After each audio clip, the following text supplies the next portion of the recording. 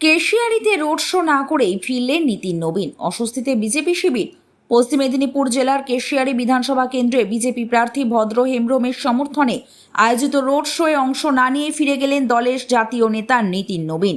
সোমবার বিকেলের এই ঘটনাকে কেন্দ্র করে স্থানীয় গেরুয়া শিবিরের কর্মী ও সমর্থকদের মধ্যে রীতিমতো শোরগোল পড়ে গিয়েছে। এদিন প্রার্থীর সমর্থনে একটি বর্ণাঢ্য রোড শো করার কথা ছিল তার উদ্দেশ্যে হেলিকপ্টারে কেশিয়ারি পৌঁছান নীতিন নবীন, কিন্তু হেলিপ্যাড থেকে অনুষ্ঠানস্থলে যাওয়ার পরিবর্তে তিনি ফের দুধে বুধে মাঠের হেলিপ্যাডের দিকে ফিরে যান এবং কর্মসূচি বাতিল করে এলাকা ত্যাগ করেন। কেন তিনি মাঝপথে ফিরে গেলেন তা নিয়ে দলের অন্দরেই নানান গুঞ্জন শুরু হয়েছে। এই বিষয়ে প্রার্থী ভদ্র হেমব্রমের সাফাই, নির্বাচন কমিশনের সফরের কড়াকড়ির কারণেই এই বিপত্তি।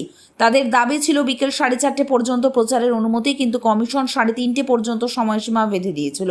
নির্ধারিত সময়ের স্বল্পতার কারণেই জাতীয় নেতা কর্মসূচিতে অংশ নেননি বলেই দাবি প্রার্থীর।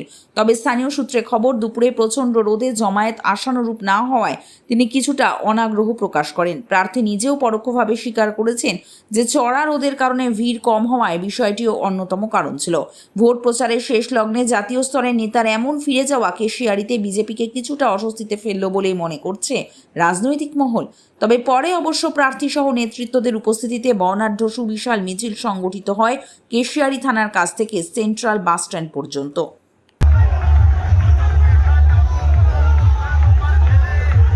আমরা তো এখানে 4:30 5টা পর্যন্ত আমরা সভার জন্য অনুমতি চেয়েছিলাম, কিন্তু আমাদেরকে প্রশাসন 3:30 পর্যন্ত অনুমতি দিয়েছেন। যেহেতু রাষ্ট্রীয় অধ্যক্ষ, তাই নির্বাচন কমিশনের মোতাবেক যে সময়, সেই সময়ের মধ্যেই উনি এসেছেন, কিন্তু প্রচন্ড গরমের কারণে মানুষজন আসতে একটু দেরি করেছেন।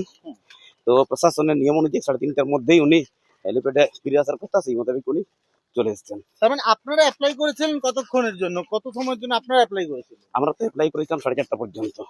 4:30 পর্যন্ত? কিন্তু সেটা দেওয়া হলো না আপনাদের? না, দেওয়া হয়নি। তার কারণেই চলে গেলেন? হ্যাঁ, অনুমতি না থাকলে তো করার কিছু নেই। ঠিক আছে, ঠিক আছে।